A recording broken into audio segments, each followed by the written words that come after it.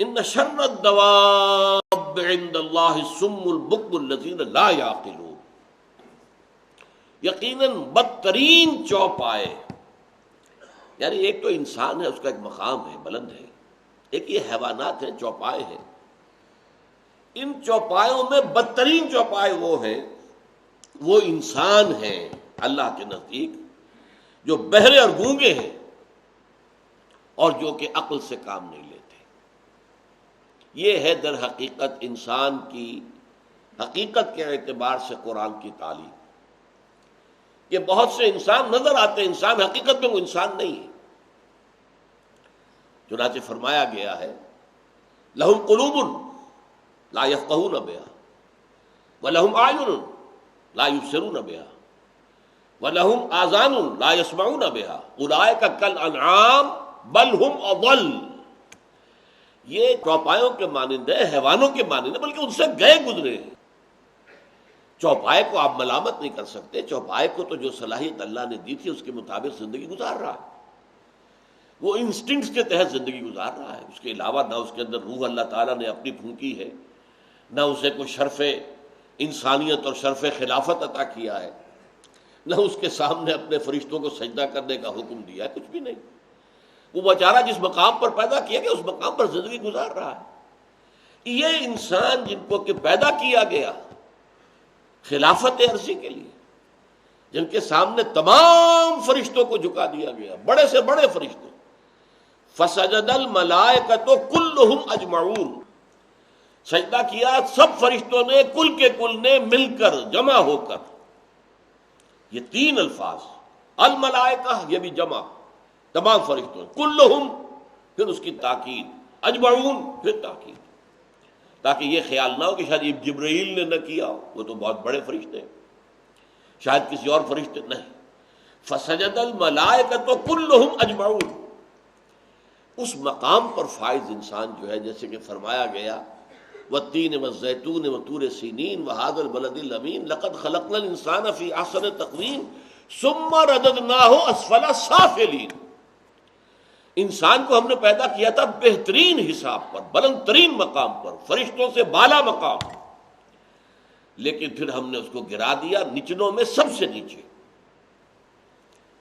اس کے دو معنی ہیں، ایک تو یہ ہے کہ جو صاحب شعور، خود شعوری رکھنے والی جو مخلوقات ہیں اللہ کی، ان میں سب سے بلند فرشتے ہیں، پھر جنات ہیں، پھر انسان ہے، اس لیے کہ یہ خاکی الاصل ہے۔ انسان مجرد انسان، جبکہ ابھی روح نہ پھونکی گئی ہو، روح جب پھونک دی گئی اب گویا کہ وہ فرشتوں سے بھی افضل ہو گیا۔ لیکن جو لوگ اس روح کی طرف توجہ نہیں کرتے، جو سورہ حشر میں شکوہ کیا گیا ہے وَلَا تَكُونُوا كَالَّذِينَ نَسُوا اللَّهَ فَأَنسَاهُمْ أَنفُسَهُمْ، ان لوگوں کے مانند نہ ہو جانا جنہوں نے خدا کو بلا دیا، اپنے آپ سے غافل کر دیا گیا، اپنی روح سے غافل کر دیا گیا، اپنا جو مقام بلند ہے اب اس سے غافل ہو گئے، اپنے آپ کو حیوان سمجھ رہے ہیں۔ اور جدید تہذیب کا سب سے بڑا المیہ، سب سے بڑی ٹریجڈی یہ ہے، آج کا انسان اپنے آپ کو محض ایک ترقی یافتہ حیوان سمجھتا ہے۔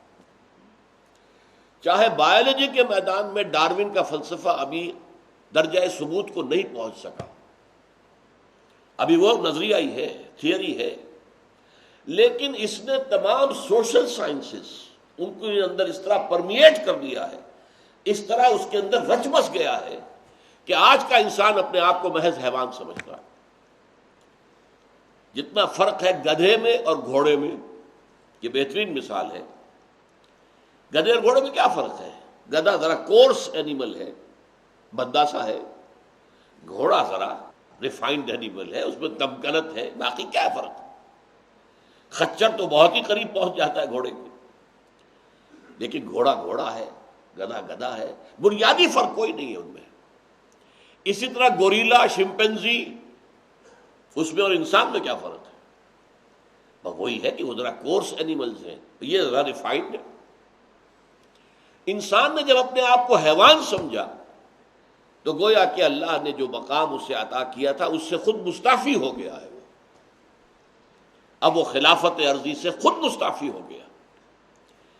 اپنی شرافت نفس جو اللہ نے انہیں عطا کی تھی روح کی بنیاد پر، اس سے خود ہاتھ دھو بیٹھا.